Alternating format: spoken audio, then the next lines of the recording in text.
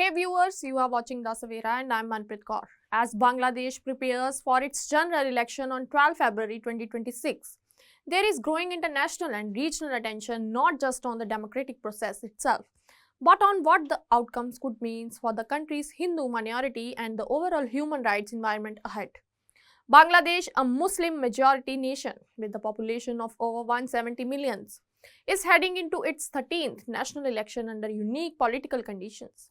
Voters will elect a new parliament following the outings of the long-time leader Sheikh Hasina in 2024, which ushers in an interim government and a reordering of political forces.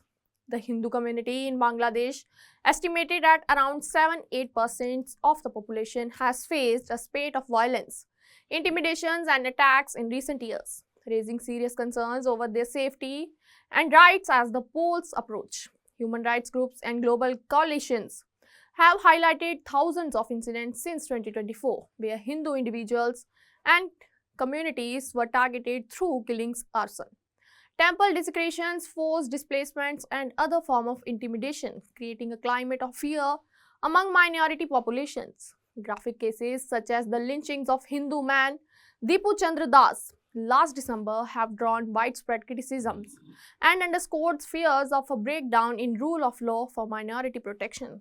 These developments are not isolated. Pre-elections reports and observers say elections in Bangladesh have historically been accompanied by violence and clashes among rival political groups, including incidents injuring hundreds of people and raising questions about voter safety across the communities. Security remains a top issue for many citizens, including Hindus, who may feel especially vulnerable at polling centers and public gatherings. Political analysts also point to the changing party landscapes in the Bangladesh election, with major contenders including the Bangladesh Nationalist Party and as in Islamic coalitions led by Jamaat-e-Islami, the latter of which has re-entered mainstream politics after being previously banned. What makes these elections particularly significant for the Hindu minority is the wider regional and political context. Critics argue that the recent political instability and transitional government has not fully addressed concerns about minority safety.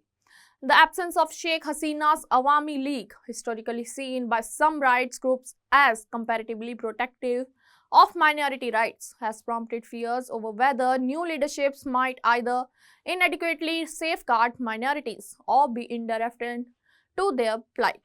Although some parties have made campaigns promises on minority protection, ambitious remains over how these pledges will translate on the ground, especially in areas with a history of communal violence. In these high-stakes elections, the Hindu minority is watching closely not only who comes to power, but whether that leaderships will ensure basic safety, justice, and freedom from intimidations. Countries like India and members of the international community have also voiced concerns about minority rights and electoral credibility, noting that a credible, peaceful elections is vital not just for dramatic legitimacy, but for regional stability and human rights norms. Ultimately, the February 12 polls are about more than seats in parliament. They are a test of Bangladesh's commitment to inclusive democracy and protections of all citizens regardless of religion. For the Hindu community, the election could mark either a turning point toward greater security or a continuation of the deep-rooted fears about their future in the country. Stay with us, we bring you the updates on this crucial story from Dhaka and around the region. That's all for now. Stay tuned with us for more updates. Do like, comment and subscribe our channel.